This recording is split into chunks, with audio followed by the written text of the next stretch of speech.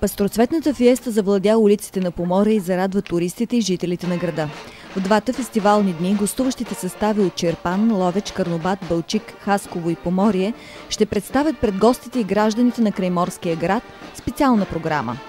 Особено атрактивни бяха мажоретките и духови оркестър от Ловеч, носители на многобройни награди от нас и чужбина.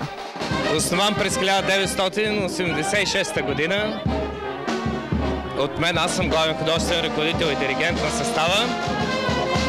С много участие в страната и чужбина, фестивали, концертни програми по различни поводи. Концертните изпълнения започват от 20:30 часа на централния площад пред новата сграда на читалище Просвета. Кметът на община Поморие, инженер Петър Златанов, откри официално фестивала, който няма състезателен характер, защото е замислен като празник на музиката и танца, на младостта и красотата. Това, което предстои да видим днес и утре, проява е слаба дума.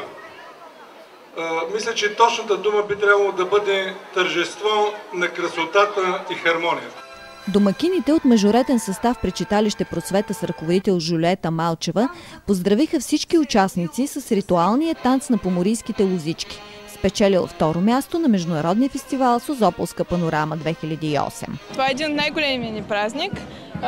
Фестивал на духовите оркестри и мажоретни състави, Ритъмът на морето.